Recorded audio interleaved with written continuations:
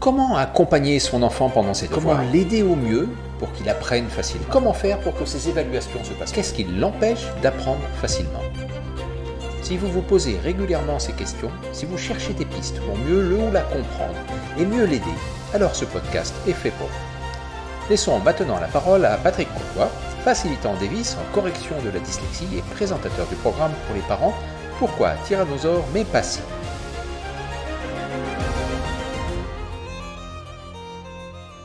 On me pose souvent la question du permis de conduire et surtout de l'apprentissage du code de la route pour des jeunes adultes qui font de la dyslexie. Et très souvent également, je vois passer cette même question dans diverses pages internet et divers blogs.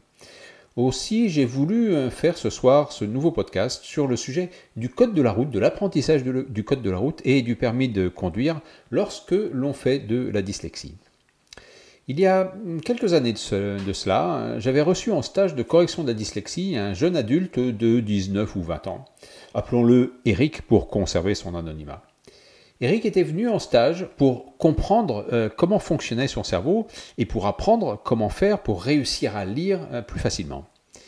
Au cours des discussions préliminaires avec lui, au cours de la prise de contact, j'avais appris qu'il avait tenté 4 ou 5 fois de passer son code de la route, mais avait toujours échoué.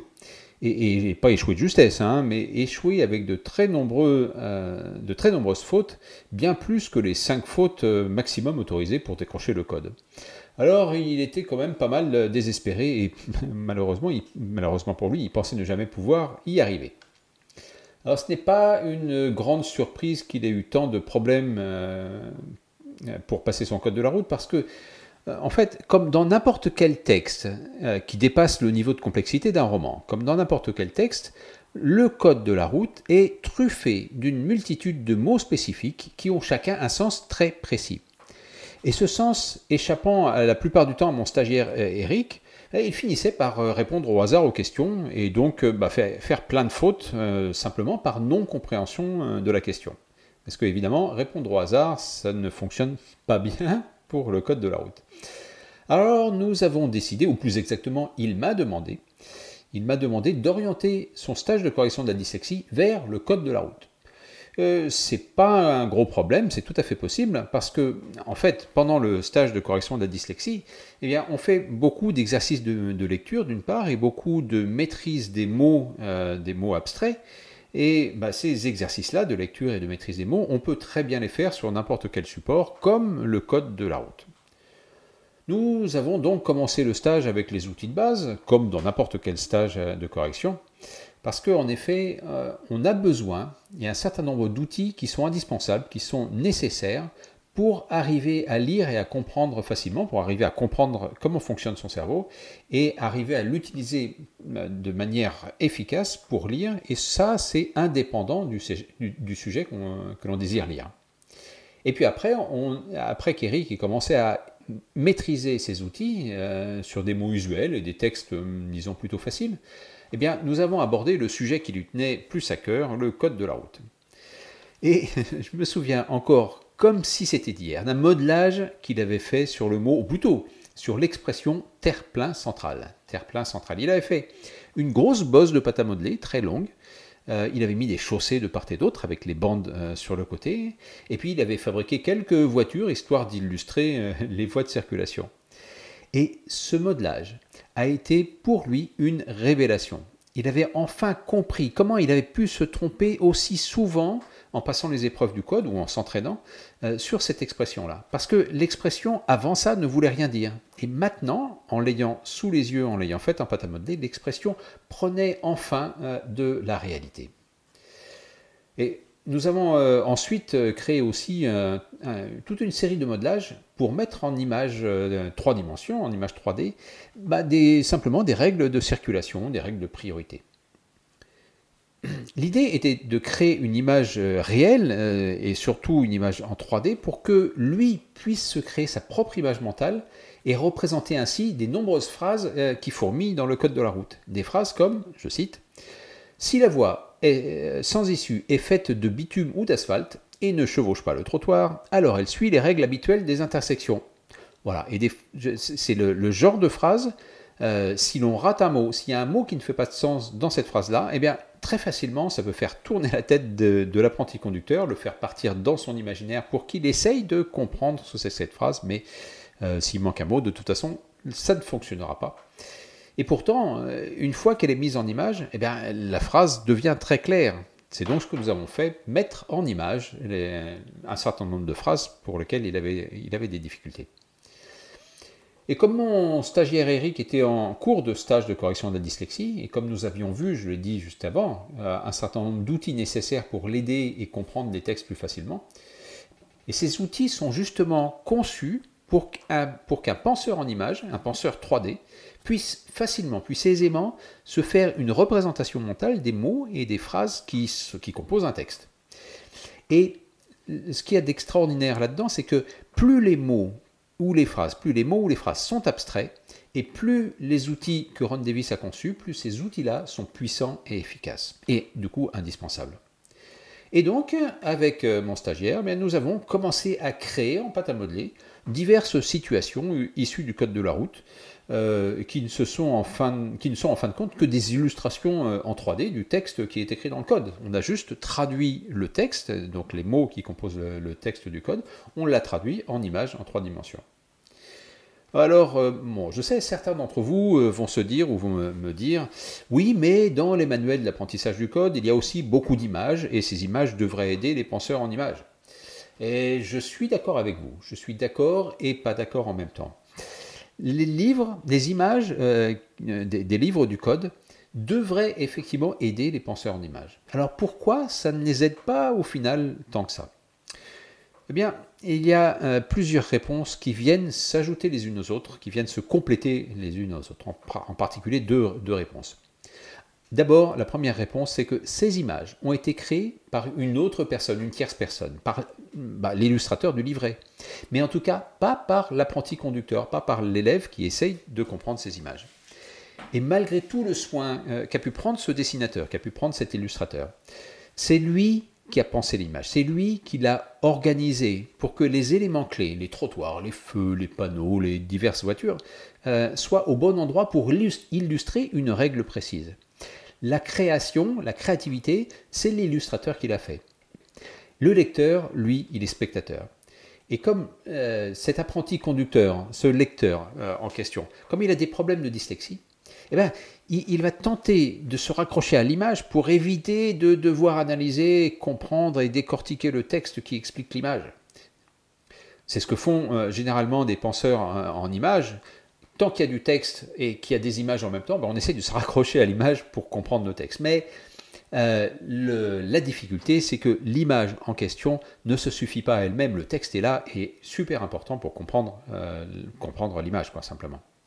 Et quant à la deuxième raison, vous l'aurez compris, la deuxième raison est justement que les textes eux-mêmes, les textes sont difficiles à lire, et voire même c'est un cauchemar pour certaines personnes de lire ces textes, et pour mon stagiaire en tout cas, c'était extrêmement difficile. Donc, si on résume la situation, certains mots sont difficiles à comprendre, donc les explications font peu de sens ou pas de sens du tout. Lire le texte, ça n'avance pas beaucoup le stagiaire à comprendre le sens. Donc l'apprenti conducteur, le stagiaire, se rabat sur les images. Et ces images-là, sans explication, sont un peu comme des cartes postales. C'est un peu inutile et pas très efficace. Ce qui engendre une confusion chez le lecteur.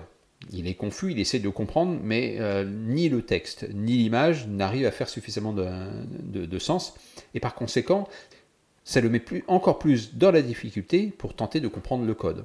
On tourne en rond, on tourne en rond, on tourne en rond. Alors, comment faire quand on tourne en rond ainsi pour casser la boucle? C'est en théorie très simple, même si ça demande du travail. Si ça demande du travail, des outils adaptés, et aussi le génie d'un homme qui a su comprendre et maîtriser cette boucle infernale pour lui-même, j'ai nommé Ron Davis.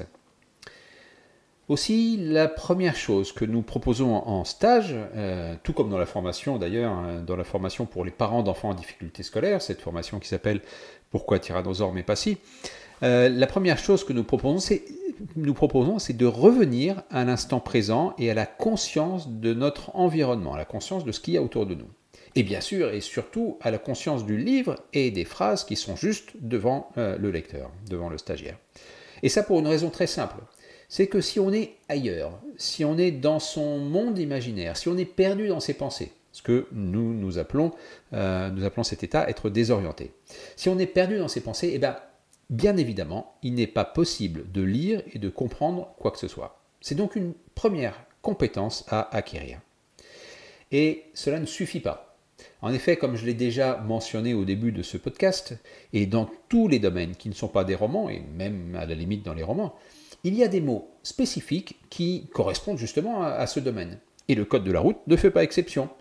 Et nous pouvons rencontrer au fil des pages du code de la route des mots comme priorité ou chaussée, signalisation, agglomération, accotement et encore d'autres et d'autres et d'autres.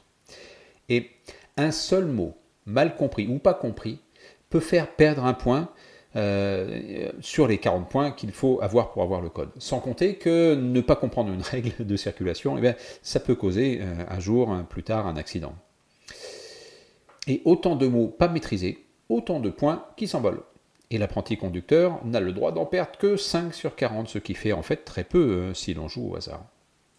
Alors, tous ces mots, il va falloir leur raccrocher une signification dans le monde réel, un sens qui fait que l'apprenti conducteur pourra immédiatement et sans effort reconnaître le mot, comprendre la situation dans laquelle ce mot est employé, et puis prendre la bonne décision en connaissance de cause, que ce soit la bonne décision pour passer le code en cliquant sur la bonne case, ou la bonne décision dans la vie réelle quand il est vraiment dans sa voiture et qu'il faut prendre une décision très rapidement pour éviter un accident, bien sûr. Et cette technique d'accrocher une signification à un mot, mais en fait, ça prend assez facilement et fait bien évidemment partie intégrante des stages de correction de la dyslexie ainsi que du programme d'aide aux parents, j'en ai parlé tout à l'heure, d'aide aux parents en difficulté scolaire, le programme Pourquoi Tyrannosaure m'est passé. Et vous ajoutez encore quelques techniques complémentaires et vous aurez un panorama rapide et plus ou moins complet de ce qu'il est possible de faire pour passer le code de la route dans des bonnes conditions. J'ajoute seulement que ces techniques sont simples et efficaces et que chacun, vraiment chacun, peut les maîtriser en étant convenablement accompagné. Alors, quel a été le résultat pour notre connaissance du début Eric, qui avait passé plusieurs fois son code de la route sans arriver à un quelconque résultat. Il est bien certain qu'Eric a dû, après le stage, travailler seul, avec mon assistance bien sûr, travailler seul pour terminer ce que nous avions commencé. Ce n'est pas en une semaine que l'on peut maîtriser le code de la route. Il a eu besoin de faire un certain nombre de mots, un certain nombre de situations, comme nous avions commencé à le faire en stage. Et puis, après quelques mois, il s'est présenté de nouveau et a eu un résultat, ma foi, fort honorable, qui lui a permis de continuer son apprentissage et de finalement passer son permis. Et mieux que ça, personnellement, j'ai la certitude qu'en ayant fait tout ce travail par lui-même, il a acquis une très bonne connaissance du code, une connaissance qui dure dans le temps, une connaissance qui n'est pas éphémère comme celle que l'on peut avoir si l'on récite encore et encore sa leçon. Alors, si vous voulez passer le code, ou si vous connaissez un jeune adulte de votre entourage qui a du mal, qui peine à passer le code parce que les mots ne font pas assez d'images dans sa tête, vous savez maintenant un peu mieux comment procéder. Sachez que c'est possible. Il suffit juste d'utiliser des outils efficaces afin de maîtriser le sujet et pas seulement l'apprendre par cœur. Alors, peut-être à bientôt sur la route. Vous avez aimé ce podcast ? D'autres parents et d'autres enfants auraient peut-être envie de le connaître. Alors, aidez-nous, mettez un petit pouce vers le haut, mettez un petit like, mettez un commentaire, cela nous aide à transmettre l'information. Merci de votre attention et à la semaine prochaine pour un nouveau podcast.